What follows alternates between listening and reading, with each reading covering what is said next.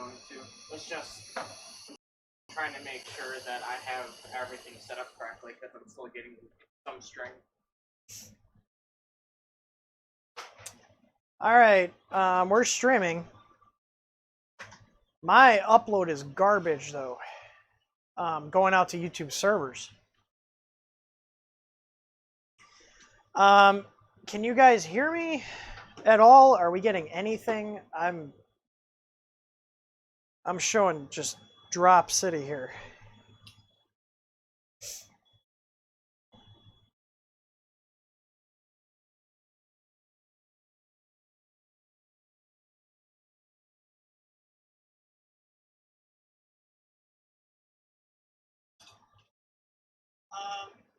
Guys hear me? Okay, it looks like I'm going out. I don't know if it's actually doing anything.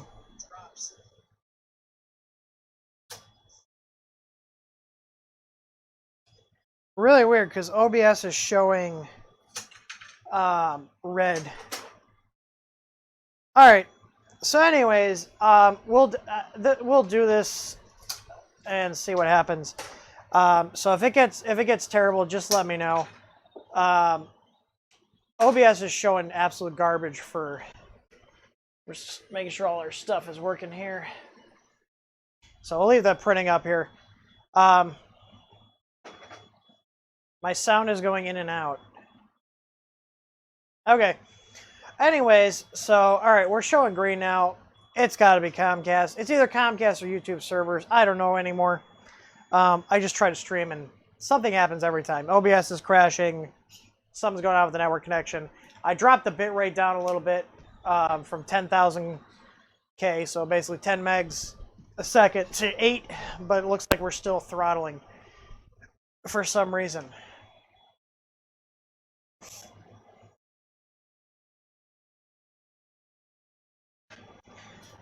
Anyways, so initial thoughts on the printer, since we'll just go through this. Can you guys hear me okay? Right now, so everything is as expected. There's really nothing too special about these style printers. You know, the thing is, though, this one is, I believe, if you look at the comments, my GearBest rep sent me a code. I'm going to pull it up on here. I think it's GBA. My GearBest rep sent. Oh, there. You're going to get some feedback there. So, yeah, so GBA 10 for 10% off, and I believe it was $189 when I checked last night. Okay, so $185 right now is what I'm showing on GearBest site if you use my link in the video description.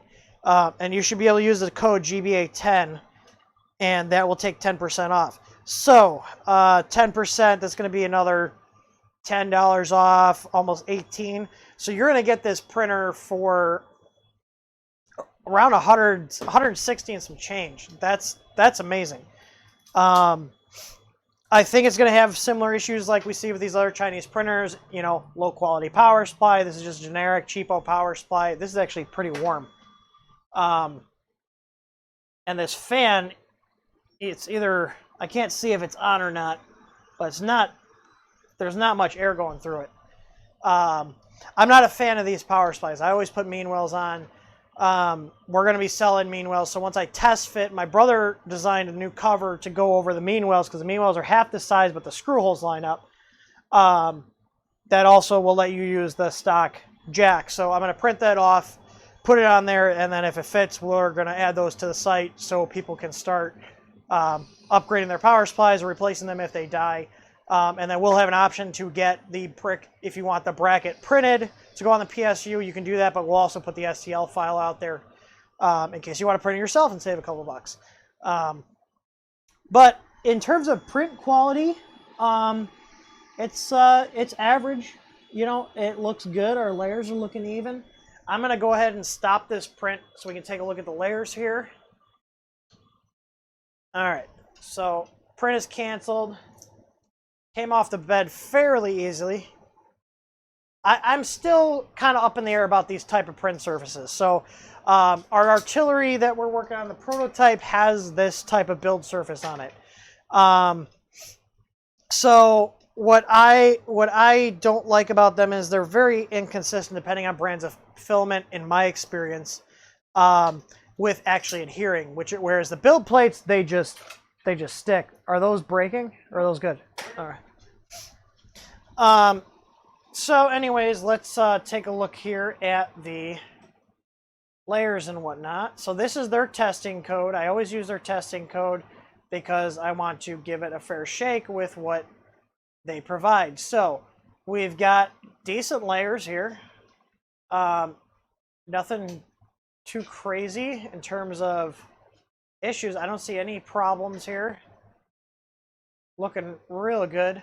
Maybe a very slight salmon skin, which you're going to see more often on 24-volt systems. The drivers tend to have that more pronounced salmon skin when you're running 24 volts instead of 12. It's just something I've noticed. But extrusion's good. It's consistent. You can see some little zits and blobs, but those are on the inside. This is solid. Like, not going to break it. So, all in all, I'd say, I mean, it works. The printer worked out of the box. And that's more than... it's more than I can say for most printers we've dealt with here. So I'm gonna sign off here and get to answering some tickets. I think it was about a 2-hour live stream. So sorry about the issues. I wish, you know, I do everything I can to pre-test before, but you know, things come up and the internet issues or YouTube issues or stuff I can't account for. But I'm just looking this over. Good print quality, especially for a single Z. The bed leveling is a little hard to get to, especially because I got big hands. I can't get under there. The firmware is outdated. It's pretty much the same complaints I've had with every single Chinese printer. It's kind of par for the course. That being said, with that link in the description and that code, you can get this for under 170 bucks. Is it worth it at 170? I'd say for sure. Even if, let's say, this power supply blew out today, I'd still pay 170 for it. Definitely. And Geeetech, I think, is doing some nice. This is a much nicer board than what comes with the Ender 3. This is the GT2560, so it's a Mega 2560 chip. You get more memory, socketed stepper drivers. So in terms of upgrade potential, this beats the Ender 3 in pretty much every single way, mainly because that control board is the 2560. You can update the drivers. You can add on a second extruder, all stock. So whereas a CR10 or Ender 3, you have to buy an aftermarket board. And that either involves you cutting your case and putting out adapter brackets, or you pay the premium for like the dual board that we sell. Just something to keep in mind, like a very top-notch board in a $160, $170 printer. That's great. You're getting a lot of value here. Now, some people might complain about this style LCD. This is an LCD 2004 display.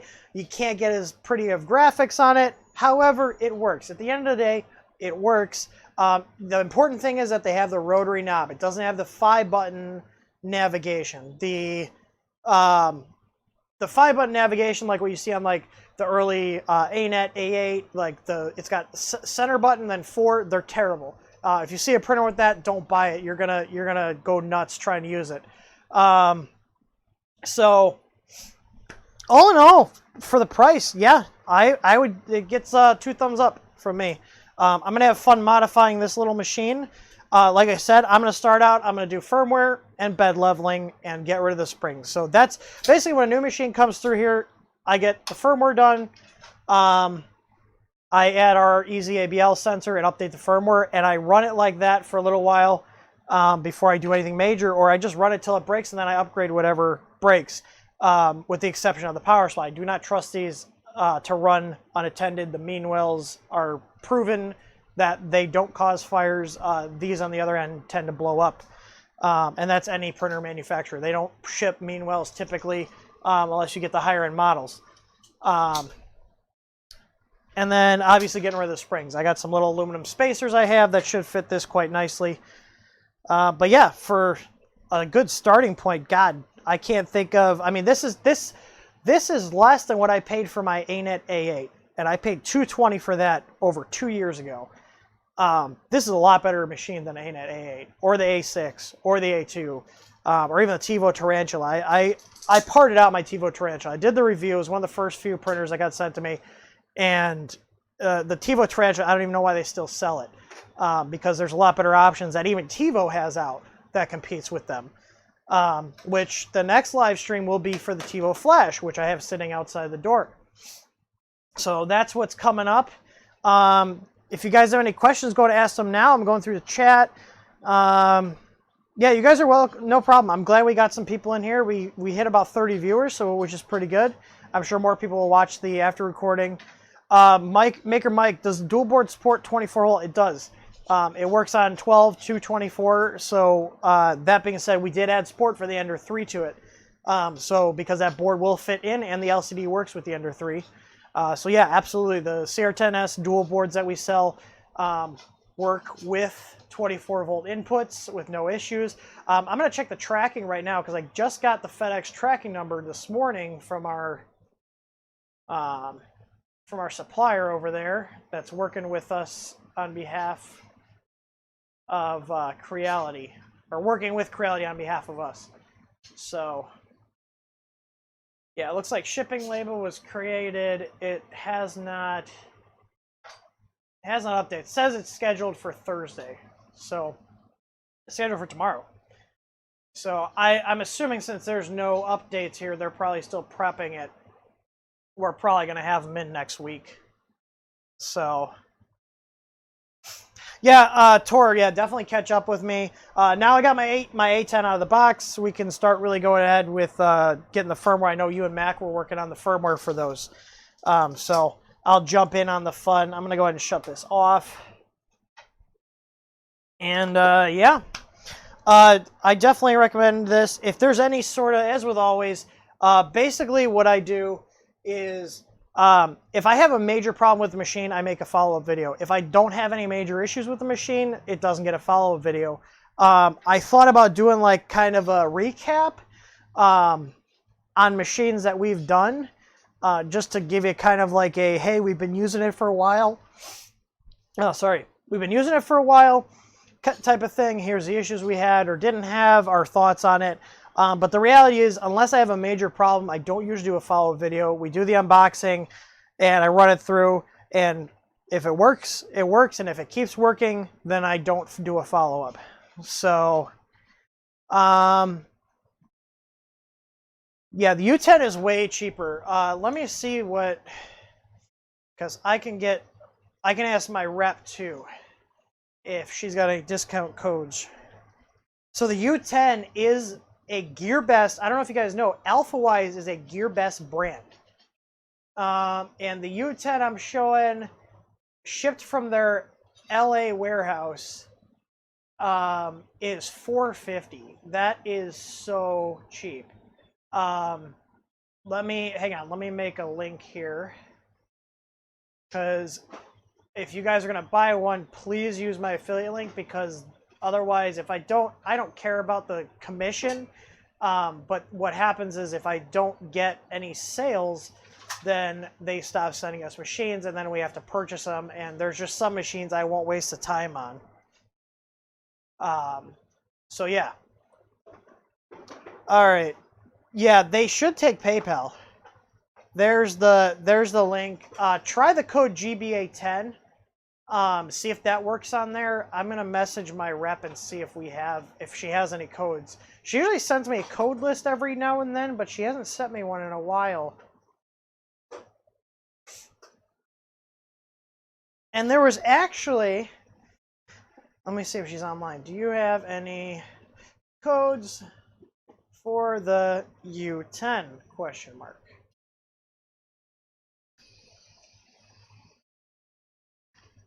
It's funny, my GearBest rep actually emailed, or she talks to me over Facebook Messenger. She sent me a Facebook message because apparently the guy that's working on the firmware for AlphaWise, he had posted one. It didn't work. I posted a link to the Unified, and he flashed it, and he messaged me. He was like, thank you.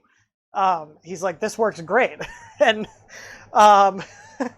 she messaged me saying that he told her that I helped him out with the firmware. So that was kind of cool. You know, it'd be really neat if they shipped machines with that. I doubt they would take the time to do that, but in their Facebook group, they're actually promoting it in there, which is kind of cool. So I could help out people with the firmware work. Now, one printer that was interesting, because I always troll through the machines and see what's new. And I kind of want to get this one just because it's like a Lulzbot style design. Check this out. So this is an interesting machine. 330 by or 300 by 300 by 380. It's got that control box on the left that looks like the Lulzbot Taz. Direct drive setup. It's interesting. It's got dual Z end stops, which is nice. The bed looks like it's glass. Definitely like it's like the Lulzbot had a baby with a CR10 almost. I'm really curious about this one. She said they can send it to me for review. They want me to check out the U10 first, or the U20 first. So I'll do that, but like just the looks on this, it has me curious. I wonder what their part selection is, because obviously nowhere near as beefy as the Lulzbot. But I see a glass bed with a heated plate, very Lulzbot-esque. Yeah, the link, the U10 link I post you, there is a US LA warehouse. So yeah. Let me switch that back over here. So yeah, if I don't think I have any codes, I think I did an unboxing video for the U10. So if you guys check on, well, let me see here, TH3D YouTube U10 live stream. Let's see. I thought I did one on the U10. Because I actually bought that. Yeah, I did. I definitely did. I bought that machine.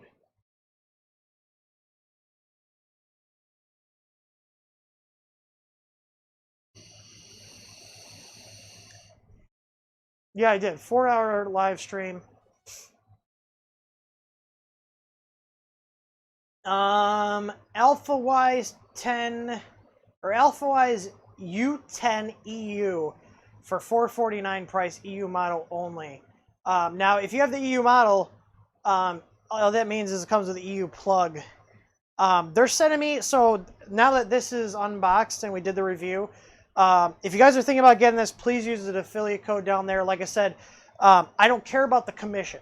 I care about being able to get printers sent to us, so I'm not having to spend TH3D's money to buy machines to review on the channel. I honestly, usually when the money comes in for the PayPal, I usually buy filament or parts or whatever stuff, just little random parts. It's only about $40-50 a month, if that. We're not talking like, I'm not on Joel Telling's level where, you know, you're making thousands and thousands of dollars a month off a commission from GearBest. It is possible, but I don't do that kind of volume. I like to stay just around, you know, sell enough of them to make them happy so they keep sending us printers. But yeah, the U10's decent. Like I said, just know that you're going to have to probably upgrade a few things on it. I had some issues with mine, but once I bypassed that big DB10 connector, it's been fine. So I think we're going to wrap it up unless somebody has any other comments, questions, or suggestions they want to add. Just checking on this printer. It's coming out pretty good. This filament, though, has been sitting out for a while, and it's showing. There's like blobs and stuff. It should have been dried. It's an old roll of Maker Geeks. I don't buy their stuff anymore because their customer service is terrible and their filament's always out of spec. But this roll is probably over a year old and it's actually in spec. Their new stuff just seems to have tons of issues. So anyways, 5 more minutes and we're going to wrap up the stream. So, or 3 more minutes. Once my clock says 12:50, it says 12:47 right now. Once we hit 12:50, I'll cut the stream off. Oh, man. And then I need to figure out where I'm going to put this thing. I think it's going to go... Ha ha ha. I think this one's going to go on the left here. Or I might put the... I don't know, maybe I'll put... I don't know if the U10 will fit to the left here. It's pretty big. But I got a spot there, I got a spot there, so...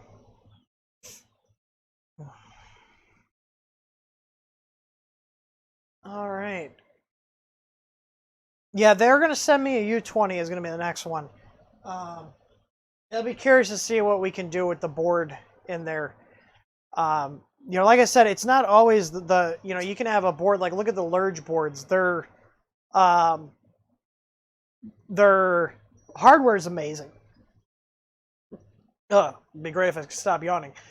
Their hardware is great on the, like, the Lurge boards, but because the firmware is closed source, it drove me nuts. I just couldn't do anything that I wanted that I was used to being able to do on the 8-bit boards. So just that alone, I mean, that's a deal breaker. And the more and more you get involved with the 3D printing hobby and community, you're going to find that you're going to want open source firmware for your printer. It's just how it is.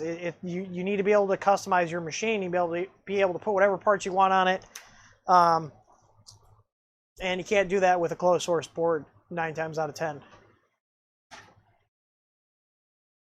Ugh. This honeycomb infill is obnoxious. I forgot to turn it off. I turned it on for testing, and you can just hear as the motors are going back and forth. So anyways, I don't see any other questions coming through, so I would just like to say thank you guys for stopping in. I hope you enjoyed the stream. If you want to pick up the Geeetech A10, there's a link in the video description. If you click that link, I do get a small kickback, and it means GearBest keeps sending us printers to review, so we don't have to spend our own money on it. I think it's a good machine, especially for the price. Use that 10% off code, which will bring it to just a hair over 160. I think overall it's good. The board's a nice board, 24-volt system, decent extruder, nice hot end, and we will be adding easy ABL support onto this in the very near future. So what I'm going to do is I'm going to print off my ABL bracket, get the kit mounted on here, and then start getting the firmware on, and then once it's ready, we'll push it out to the site. If you want to support us directly, then you guys can go to th3dstudio.com/shop, or just go to th3dstudio.com and click shop at the top. The proceeds from our store, you know, support my wife and I, and they allow us to do the free things you see, like all of our documentations, our live streams, our tutorials, our firmware. TH3D pays for my time to do that kind of stuff. So if you guys want to support us, we do not accept donations, but if you want to support us, buying stuff through our shop is a way to do that. And that's about it. That'll wrap up this stream. Again, thank you everybody for stopping by. Check out our website, th3dstudio.com. If you get a chance, we got a lot of cool tutorials on there, free firmware, and awesome products. And then if you want this printer, again, link is in the video description, and use the code GBA10 for 10% off.